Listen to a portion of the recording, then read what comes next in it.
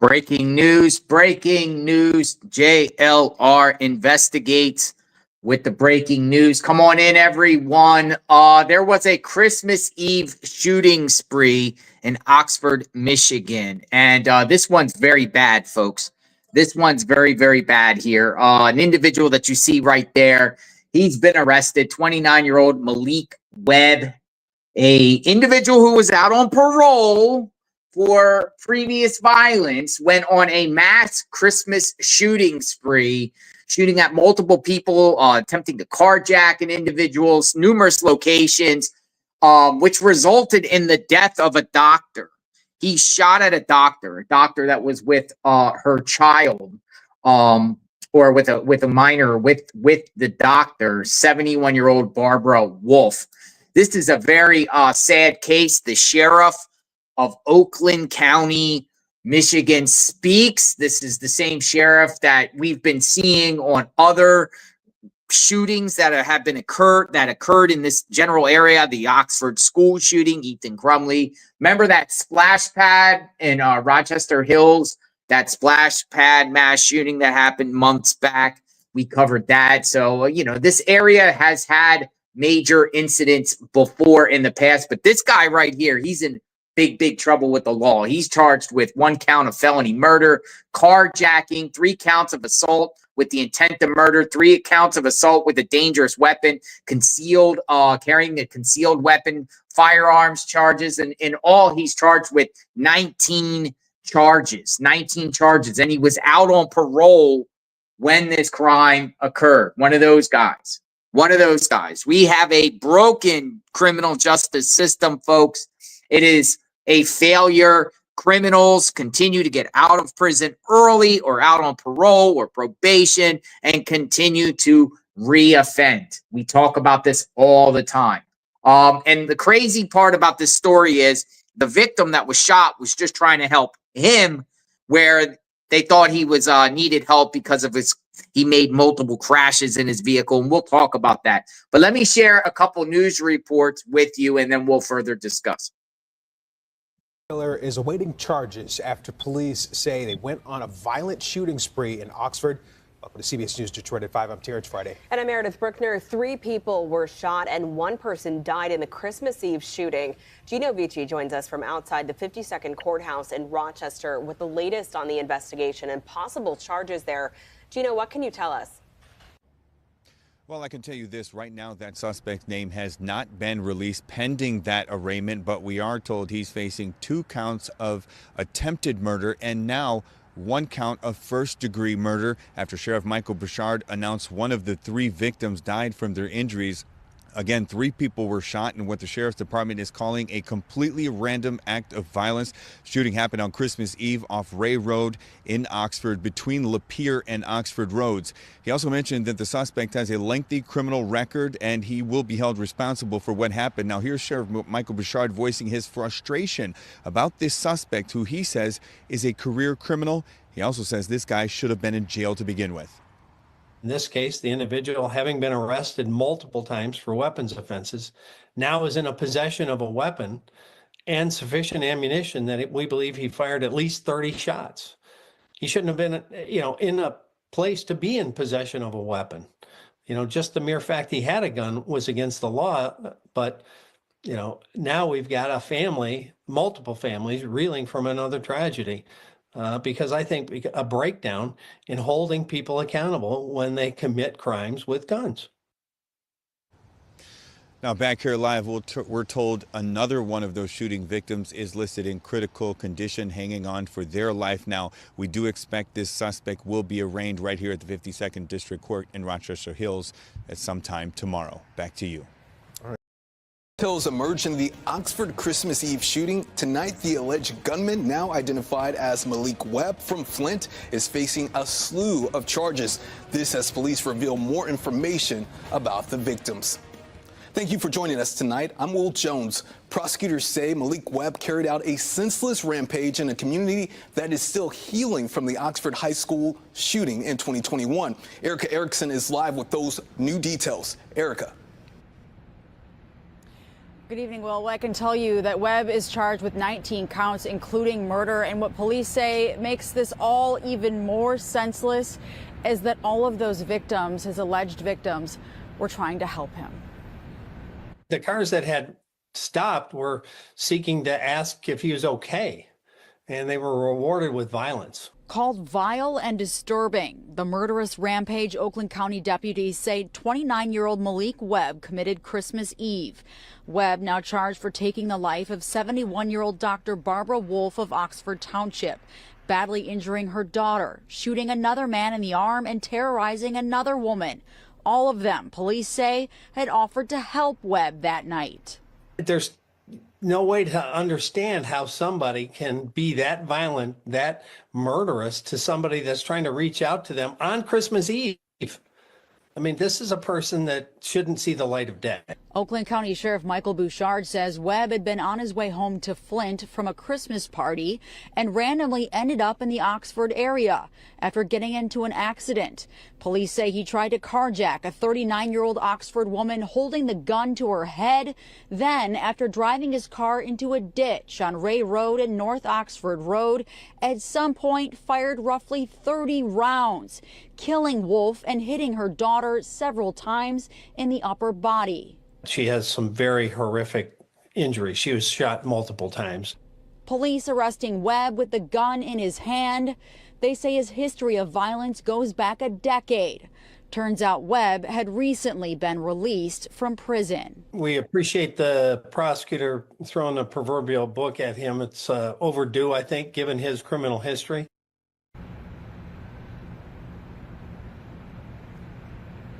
Back out here live, we are hearing from the McLaren healthcare community tonight about Dr. Wolf. They tell us that as news has spread about this tragedy, there is immense grief, shock, and sadness from the many lives that Barb touched, both within McLaren and in the communities she served. Everyone's sending love and support to her daughter, who is in the hospital tonight. Reporting live, Erica Erickson, Local 4. Okay, thank you, Erica. Wow. Crazy, folks. So, most of these victims that were shot were just trying to help him because they thought he needed assistance because he kept crashing a vehicle. Ultimately, shoots multiple rounds, hits a doctor, kills a doctor by the name of Barbara Wolf, injures the daughter. This is insane. How was this guy even allowed out on the streets? How was he even out in society to be able to do this crazy act of violence, random act of violence on Christmas Eve of all times?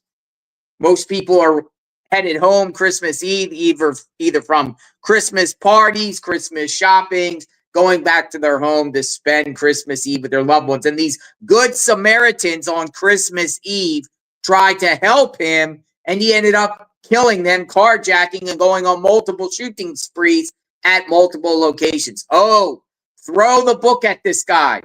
Throw the book at this guy. So we're going to listen to the sheriff give a press conference on this. He talked today. He talked about an hour ago. So we got that press conference. Let's listen to what he has to say.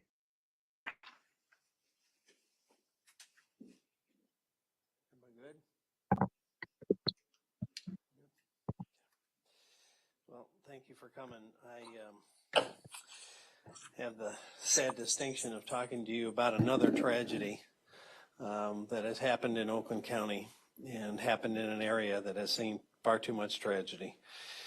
We're here to talk about the case that happened in Oxford, and I want to stress again, it had nothing to do with Oxford. Our suspect appears to have been coming from one location and headed to another location and somehow ended up committing his rage in Oxford with no connection to any of the victims or the community. It was incredibly random and obviously another punch in the gut for our community.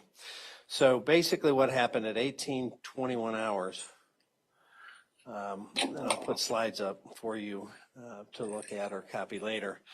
The individual struck a pole at the park and ride, seen on the far left slide. When he struck the pole, he backed up a bit and then went forward again, struck the pole again. at which point there were two other folks in that parking lot. They asked him if he was okay. He screamed an expletive at them, saying, of course he's not okay. And he pointed a handgun at them, screaming at them. So that's where our first two victims were. That was at 18:21 hours. At 18:30, we got a report that a car had crashed into a ditch on Ray Road near North Oxford. So you can see the path that he took. And about 9 or 10 minutes after the first encounter is when he was in the ditch at that location. At 18:31, victim number 3 turned around, being the good Samaritan that she was, and everyone in this whole case that became victims, all were checking on our suspect, which makes it even more ironic and terrible given that it was Christmas Eve. Victim number 3 turned her car around to check on the suspect, stopped. He pointed a handgun at her and carjacked her. She got out of her car, gave him the keys, and fled. He got into her car and had difficulty getting it into gear and abandoned that car. At 18:32 in the same location, victims 4 and 5 stopped to check on him. And that's the ones that are most grievously injured. The mom was shot multiple times. The daughter, trying to call 911, was shot multiple times. And as you know, the mom has passed away, and the daughter has a significant healing road ahead and still is in very tough shape. He immediately then was encountered by victims 4 and 5 that I just talked about. They're 4 and 5. I'm getting them out ahead of myself here. Victim number 6 stopped to check. He was in a truck, and he tried to carjack victim number 6 and 7. Victim number 6 was the driver, number 7, the passenger. He pointed a gun at them, and they tried to flee him, and he opened fire, and he struck the driver, who had actually put up his arm to try to protect his wife, and struck the arm that he was holding up as the suspect was falling off of the truck. He was trying to climb into the truck and take them. So that all happened in relatively short order. Obviously, multiple calls were coming into our dispatch center at different locations. But thankfully, we had deputies in the area very quickly. And at 18:34, remember he just had shot a victim in 18:33. At 18:34, our first deputy on scene at the second site pulled up and saw him in the road with the handgun and took him into custody. So very short timeline for very devastating consequences. So I wanted to kind of show that on how fast it happened.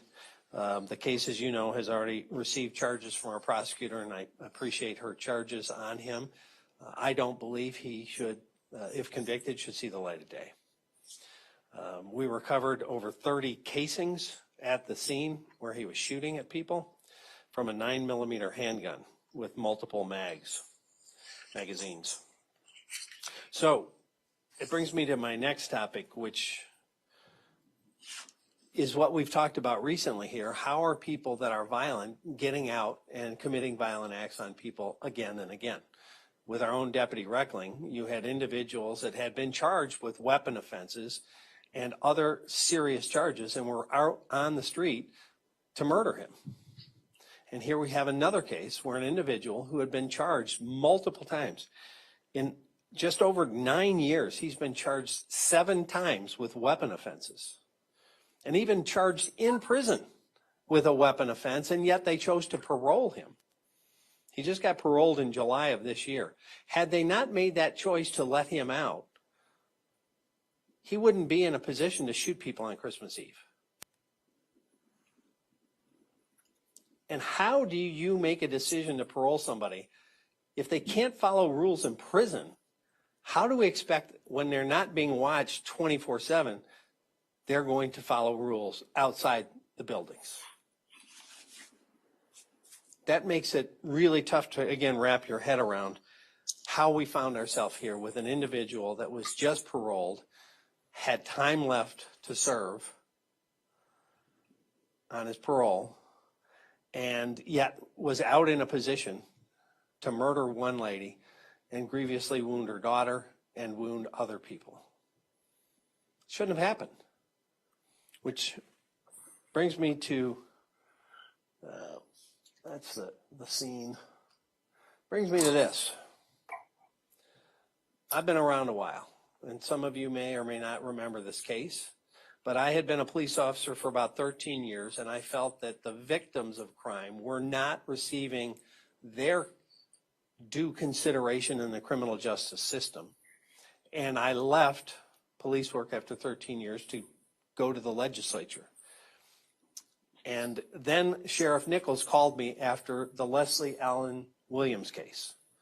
And what we found in that case is an individual who had been charged with breaking and entering multiple times, criminal sexual conduct convictions, assault with intent to commit felonies, assault with dangerous weapons, had violations in prison, got paroled early. And we started revamping the criminal justice system to try to hold people accountable that were violent.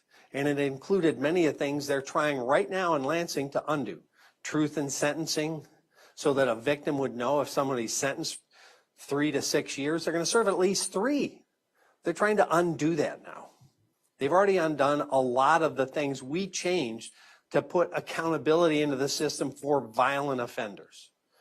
Everybody wants accountability of police, and we expect that and understand it and believe in it. We have body cams. Everything we do is watched and second guessed and overseen and scrutinized, appropriately so. But what about the rest of the system? What about the prosecutors in the MSU case that decided to plead down a case so a guy could get out, still be able to purchase a gun, which he did, and then murder MSU students?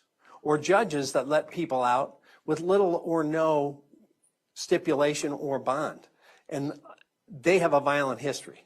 We need accountability in a criminal justice system that's beginning to run off the rails. No, I'll change it. It has run off the rails again because we have victims. And so I think Lansing needs to readjust their reform package. Yes, there are many things that could and should be reformed. People that are nonviolent shouldn't be in prison or jail. Agree 100%. But people that have a violent history or commit a violent act or are carrying or using a weapon illegally need serious penalties. When you have an individual that's been charged 7 times for weapon offenses on the street in possession of a gun illegally to murder someone on Christmas Eve, we have a problem. And it's frustrating. And so with Leslie Allen Williams, he ended up murdering 4 girls and sent back to prison after he had that rampage. And when I contacted the parole board at the time, they said they would make the decision again because they make some of their choices based on capacity. It shouldn't be based on capacity. It should be based on safety. If someone's not a safety threat, fine. But if they're committing violations in prison and they have a history of violence, that's not the person you're going to release hoping nothing happens. Am I frustrated? You're darn right. Because I've had to talk to too many victims' families after they've lost a loved one to a violent person that had proven to be violent and yet were released to hurt other people. Questions? Sheriff, do you know if the individual in this case have there been any tests to indicate whether he was going through anything mental? I mean, to have so many incidents in one. I'm sure part of the process somebody will ask for a forensic exam of him, but that doesn't answer the question: how does he have a gun in his car?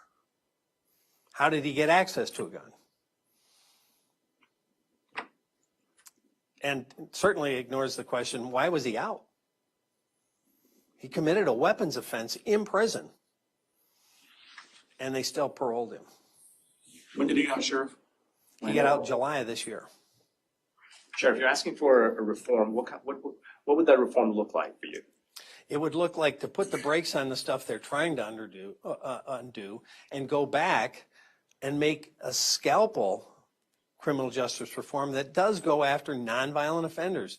I have absolutely complete agreement. Nonviolent offenders shouldn't be held in jail because they can't afford money to pay a bail or bond, or they shouldn't be sent to jail or prison. We have alternatives. You know, there can be a lot of things we can do with a nonviolent offender. And basically the analogy that I used when we were in deep budget issues and had a meeting with the judges in 2008, everybody were mad at, we should figure out an alternative. Maybe they come in on the weekends and they clean the highways, or they work in parks and they do something. But we don't take them away from their job or their family, but they have to have consequences. But they're not locked up. People that we're afraid of should be locked up. It's kind of a simple way to kind of parse it. But you need to get down in the weeds with a scalpel when you're writing law and legislation. And that's not what they've been doing. They've been saying, well, you know, we don't want bail, or we don't want bonds, kinds of things. And they're trying to mirror other states that have had that happen with horrendous results. And now we're having it here. Is there anything in particular that you're really worried about what's happening in Lansing in terms when it comes to?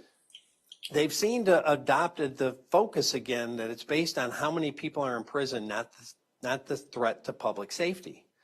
Whatever that number is should be related to who is a threat to public safety, and when we release them should be related to when we're at a high degree of confidence they're not going to hurt somebody else or their sentence has ended. But nothing other than that should be the consideration. 2 questions, Sheriff Bouchard. One, did you ever get answers from the MDOC regarding why he was released? No. And did in the course of just this investigation and your frustrations, has Oakland County been able to pull data on how many violent offenses have been perpetrated by people who have been released early? No, and that's part of the problem, and that's part of the solution that, you know, I'm going to try to come back after the holidays with some law enforcement, some prosecutors, to come up with some very real suggestions. Part of that goes to data collection. There's not an easy way to go, how many times have charges been brought to prosecutor A, like in Ingham County, for felony firearm been pled down? We don't know. We report everything we do to the FBI, to the state, arrests, every crime, everything. We're going to need data to examine, to find out, you know, Houston, there's a problem. This one prosecutor in Ingham County pled this guy down to a misdemeanor and he murdered students.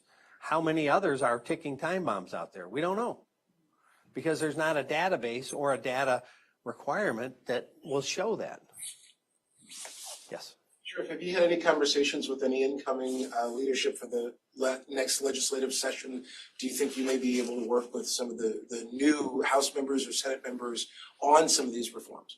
I hope to. I haven't had conversations with them because, you know, they're all out of session and, you know, not engaged. But after the first of the year, I hope to have conversations and bring in other law enforcement partners and the prosecutors and look for ways that don't impair the public safety to reform the criminal justice system to get, as I said, but nonviolent offenders out while we hold the people that have shown a propensity to commit violent acts. There, and you know, we hear the phrase that history will repeat itself if, you know, we don't learn the lessons in a variety of ways. That's true. There was a Department of Justice study many, many years ago that basically said a very small percentage commits a very large number of crimes. And if they get long sentences, crime comes down and safety in the community goes up. And we've forgotten that lesson all across the country. And now you've got California and other states that are going back and trying to reverse what they did because, you know, they have so many things that are just off the rails. Sure. What is the next step? What has to happen now? Well, the next step in this case, or legislatively and policy-wise. So as soon as, you know, the new legislature's in panel, it's going to take Republicans and Democrats coming together and finding common ground. And I think there is common ground. A lot of the stuff that I worked on when I was in the Senate with very, you know, liberal Democratic senators. Helped me write the sex offender registry. We looked for a way to find a middle ground and work together to find that solution. We don't want to stigmatize or permanently punish somebody that can be a nonviolent offender on a path to a different life. We want to help that. We want to get them job training. We want to get them job skills. We want to give them an alternative. In 2008, I had to cut the boot camp, which did exactly that. That's all we did here with our boot camp, was to take an early offender before they got too deep into the system and taught them a completely different thought process, to take responsibility, to own their actions, to have better choices in life, and to find a better path. And they came out completely different. That's great. And we want that for nonviolent offenders. Violent offenders that have done things over and over again, they need to be held accountable. Another quick question. This is kind of going backward towards the beginning details of the case. Do you know where he was going and where he was coming from, suspect? We believe he was coming from a Christmas party and more than likely was headed to his home in Genesee County. So the Christmas party, I think, was, he left there. Give me a half second to find the time he left there. We're still, going through some things and tracking some things.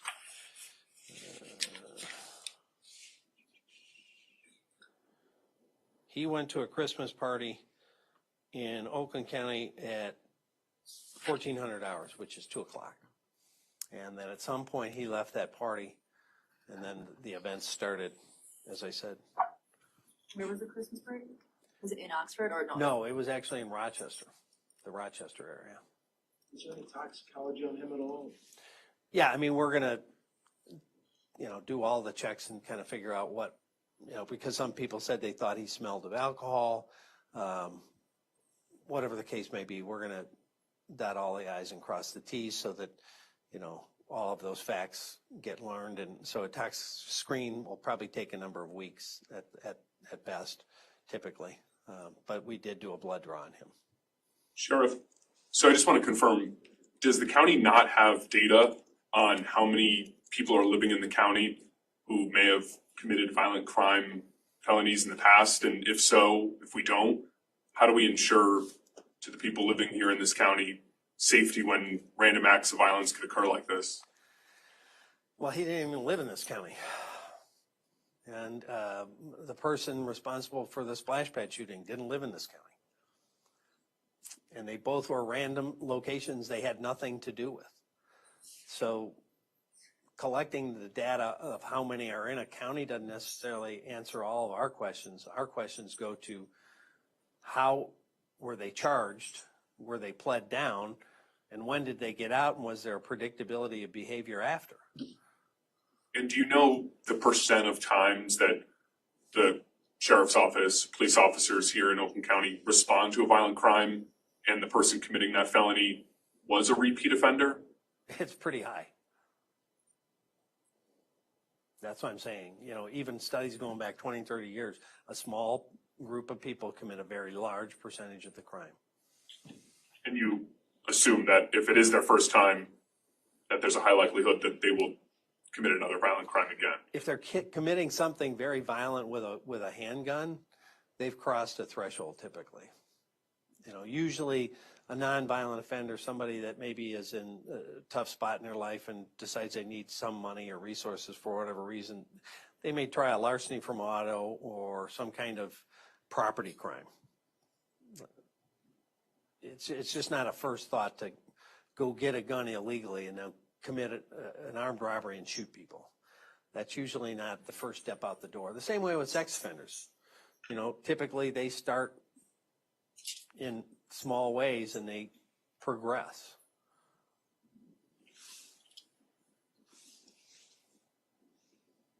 Anybody else? Thank you. Taking questions for a recent break-in. Oh, the break-ins in Rochester? Yes. So I'm just asking a couple of questions for my colleague. How long has this been going on for? I think that was in the past, like 2 weeks.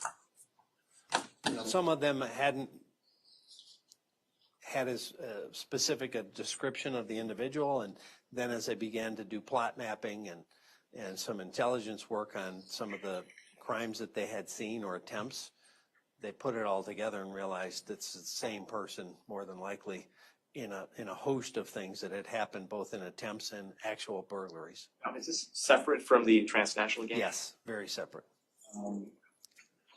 The transnational gangs, by the way, are back in town. They've been, as recently a couple nights ago, there was an attempt. Totally separate, very distinct MO, very different from the pictures we put out today of the Rochester case. He is opportunistic, walking up, trying car doors and driveways, house doors. So we encourage people to lock their doors and report any suspicious behavior or somebody in their backyard or, out by their cars. You working alone? Seems to be. We've seen on one of the videos, it's grainy, so we don't get a lot out of it, but him getting into the car that we posted and leaving the area. What has he stolen so far? Miscellaneous stuff out of cars and homes. I don't have a list in front of me. How many incidents related to that one, Sheriff? Sorry? How many incidents related to that one? I put that on our Facebook. I think we had like 12. I'll have to double check that. 12 attempts? 12 attempts or successful burglaries. Where He's still out there. actual incidents where he was now the suspect, where maybe he tried a door in a house and then he ran away, or he actually got in a house or a car. Do you have a description of him, or? We posted his pictures. And I guess last one, any particular neighborhood, subdivision? It's in Rochester Hills, Adams, Tinkin, Adams. I think the actual, I can get you that, but it's in the Adams and Tinkin. A lot of the subdivisions right in that area off of Adams and Rochester Hills. 16. Just sorry, going back to 16 times. 16 times, okay. So just going back to this case right here. What's the current condition of the daughter? She's had a number of medical procedures already. She's still in very bad, she got hit multiple times, grievously injured through her body. And the other? It's going to be a long road, I guess, is the simplest answer. And I believe the 6th victim who was shot in the hand, he's out of the hospital. Yes, he's been treated and released, thankfully. Is he the one shielding his wife? Yes. Jeff, I apologize, I missed the first couple minutes. Can you briefly walk me through how this incident with, or not this, but with Webb, how that started? Yeah, so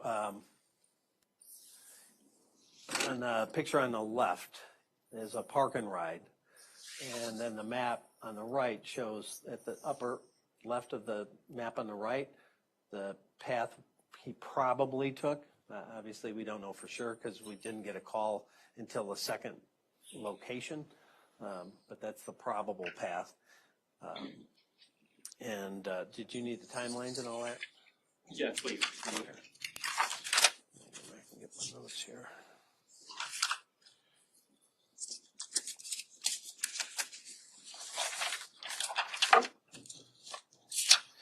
Okay, so on the picture on the left, that was at 18:21 hours, which is 6:21. Victims 1 and 2 had pistols pointed at their face. They said, "Are you okay?" And he was screaming at them. And he left that area at,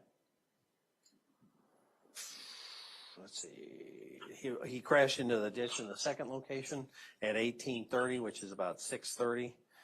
And then victim number 3 turned around her car to check on him at 18:31, which is, again, 6:31. He basically carjacked her. He pointed a gun at her, ordered her out of the car, took her keys. She fled on foot. For whatever reason, he couldn't get the car to go. That's when victim 4 and 5 at 18:32, 6:32 stopped, and he opened fire on them. 18:33, that's our victim 6 and 7. They stopped in their truck, and he tried to gain access to the truck, and that's when victim 6 was shot in the hand, trying to shield himself and his wife. And at 18:34, which is 6:34, he was taken into custody in the road by the deputy. I have one question on, didn't know if there were any updates on the gentleman who fell into the ice. Any update? He's in very critical condition, not doing well. And that one's even more bizarre on just how the confluence of two people have now, from the same family, husband and wife, have found themselves in a 24-hour period the victim of a crazy accident. One lost her life and the other is hanging on by a thread. It's just hard to wrap your head around some of these things. Anybody else?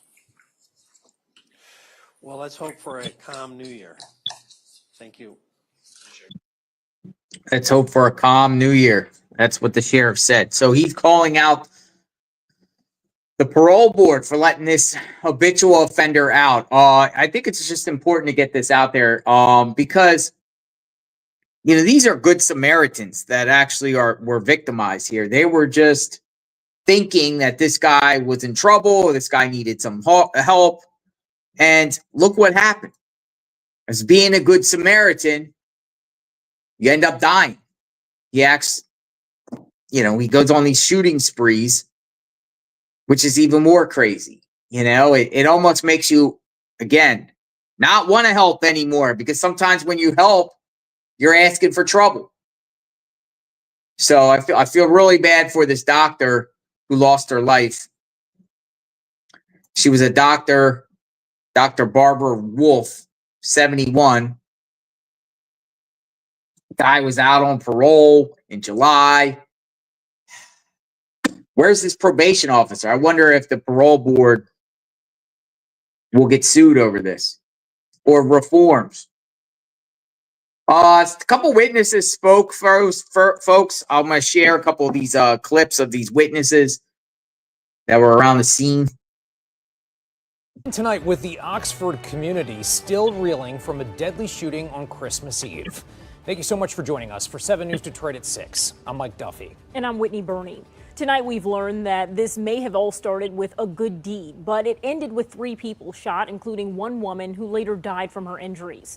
Good Samaritans were simply trying to help a driver in a ditch. Tonight, 7 News Detroit reporter Randy Wimbley is sharing the story of one woman who says she came terrifyingly close to being a 4th victim. Yeah, that woman was driving here on Ray Road when she saw a pickup truck on the side of the road and another car in the ditch. She pulled over to see if she could help, and she nearly paid for it with her life. I opened up my car door. I didn't see anybody. Then out of nowhere, this guy came up to me and just put a gun to my head. He slammed my head against the van, you know, with the gun. And then I locked eyes with him and he lifted the gun. So I stepped back, and at that point, I told the car that was in front of me to call the cops, and then he started shooting. I think he shot like 3 rounds. This Christmas, Ashley Vanesti is grateful for the gift of life. The Oxford wife and mom of 2 was one of the first to encounter the suspect, who shot 3 people Tuesday, killing 1. Vanesti was not struck. All I heard was screaming and shooting. At that point, I ran out in the road, and that car that was originally stopped, come to find out, it was one of my best friend's daughters. I don't know what would have happened if he came up on her instead of me. Oakland County Sheriff deputies arrested the suspect shortly after the shooting occurred, but the damage was already done. You know, I checked on the people in the truck, and they didn't look good. It's just images that I'll never get out of my head. Families upended, lives forever changed. Over what? That's a great question. The question is, why was the guy here? That's a very good question that they should be asking their legislators and their prosecutors. You know, the individual comes from another county with multiple arrests for weapons offenses, dangerous drugs. Oakland County Sheriff Mike Bouchard says prior to the shooting, the suspect pointed a gun at people after crashing his car on a different side of town. Left that scene, and then ultimately the final scene was where we had our most tragically injured victims, where 2 women and a man were shot. Meanwhile, Vanesti, though mourning the death of one of the victims, is thankful to be alive. I definitely had people watching over me, and I just need to spread good because apparently that's what I'm here for. That suspect is in custody and could be arraigned on Friday. In Oxford, I'm Binkowski, Binkowski. And Tom, what did you Hey, hear? Rudy, slide to your left a little bit. What? Slide to your left just a little bit. What did you hear and when did you hear? Well, we were just sitting inside watching a holiday program, and we heard 4 very quick gunshots. I mean, it's pretty distinctive when you hear a gunshot. And then we kind of got up for a second and thought, well, hey, maybe it's someone in the gravel pit, like, whatever, or someone trying out a new gun that they got for Christmas. And then, I mean, probably within 15, 20 seconds after that, we hear screaming down the road. So then, I obviously put some shoes on and stuff, came out, saw my neighbor out, and we just called the police right away and made sure people knew what was going on. There were cars lined on the road. It looked like one of the cars went off the road, and people that stopped to help were the ones that got involved in some sort of shooting from whoever was driving the car. So some kind of road rage, crazed person? Well, it looked like he went off the road, and when everybody stopped, anybody would, stop to help him, get back on the road, I guess he had a gun, and then that's when he started trying to acquire another vehicle, and from what I heard, I think 3 people got shot. Yeah, so that's what they're telling us, 3, and that they should be okay. They're in a local hospital, but... I just got to think one of them passed. You just got to think that one of them passed away? Yeah. From where? On social media? Yeah, it's on like, the scanner page? Yeah. I'll have to double check on that. Yeah, definitely double check, but yeah. it was a mother and a daughter in the front seat of the pickup, and the daughter's husband in the back, and those are the 3 that got shot. One family? Yeah. And I think they live right down North Oxford. Do you know him by any chance? I did not. I think my neighbor, his son Cole, who lives with him still, I think he's known them, but like they're not close friends, but he knew of them. Yeah. Just a nice family in town? Yeah, from what I understand, yeah. What about the fact that this happens on Christmas Eve when families are together just trying to get some peace? Yeah, I mean, it was definitely scary, and like I said, my wife was part of the, Oxford shooting, so she kind of went in panic mode, and so it was, kind of on edge, and then not knowing, we called the 911 operator again to see if they'd caught the suspect, because there's a lot of room to roam out here, and they said they had apprehended him right away, so that was good. We felt better about that. Yeah. When you say your wife was involved, was she in the school or around? Yeah, it happened in her hallway. She works with the special needs at Oxford High, and it happened right outside their room. And so she heard those pops again. Did that just bring back a flood? Oh yeah. She was hunkered down in the laundry room for a little bit until we knew everything was clear. Is she doing okay? Yeah, she's okay. She's on edge. Anyone who goes through something like that I think it's always going to be there. I see your Oxford Strong sign still out there, so this community is still trying to gather itself from that. The high school is just down the street. Yes, like I said, we moved here from Shelby Township, like I said, and about 5 years ago, she got a job at Oxford High, and everything was great. And then, like I said, with the shooting and then this tonight, just kind of brings back a lot of... But it sounds like this community wraps their arms around one another when things get tough. For sure. Yeah, she's been on the phone with the teachers that she works with and people at the school and, talking about it because it seems to help them through it. Yeah. Yeah, somebody to talk to about your feelings and stuff. She still works there too? She still works there. Yeah, she does. Bless her heart. Well, anything else you want to add? Just how crazy it is that it happened right outside your home? Yeah, I mean, it's very crazy. I mean, you see the house, we're, pretty festive, and then when something like this happens, it just kind of, it really brings you down. It's Christmas Eve. What are people thinking? Come on. Yeah. All right, sir. Well, I don't want to keep you out in the cold anymore. Anything else, Marlon? Yeah, sorry, I don't have much more. Like I said, I waited down there for the cops if they wanted any type of statement of what I heard. I didn't think it would help. I mean, they had people right there. I know the lady that lives next to Barry and them. She was one of them that's still down there. So I came in and figured let them do their jobs. At least they got the guy. Is it like a mental health thing? Because I have no idea. Have no idea. Obviously, to me and my neighbor, it appeared he was running from something because he's just doing whatever he can to get away from whatever he's running from. So, yeah, we don't know anything about who it was or anything. So we'll try to get a little bit more information for you guys. I appreciate you. Oh yeah, no problem. So much for your time. All right. So one victim, one witness. Horrible, folks. Christmas Eve.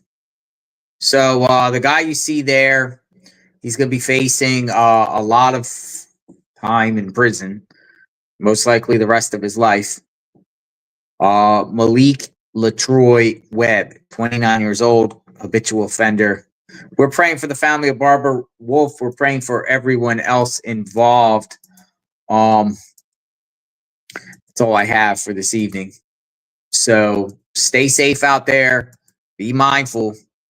Sometimes, helping someone could get your own self in trouble. So use a lot of discretion for sure, because it seems like these people were just good Samaritans. Do you guys help people when you see people on the side of the road? Me and Magnolia helped a driver in Kentucky when we were there, and we were driving down a rural road on the side of the road, and there was a vehicle parked on its side, and we went out there to help the driver that was trapped, an older man, but in some places maybe it's just not safe to even help anyone anymore. But you would think your kindness of your heart, you see someone in a ditch on the side of the road, or someone lights on their car and they're struggling on the side of the road, your instincts are help. You got to be mindful, because you don't know what the person's there for, and you don't know what's going on. And then in this particular case, I'm also reading that the suspect's not even from there. He's just traveling through, which is even more scary. Stay safe out there, my friends. Let me know what you think. Be safe. We'll talk soon. JLR investigates. Have a good day. Justice for the victims.